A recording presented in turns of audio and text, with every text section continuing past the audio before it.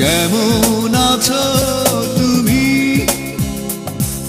সুখী হতে পেরেছো কিনা জানতে বড় সাধু হয়।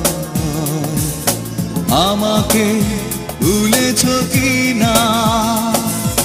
কেমন আছো তুমি?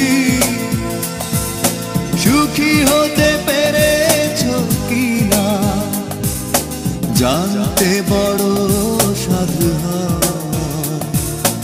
আমাকে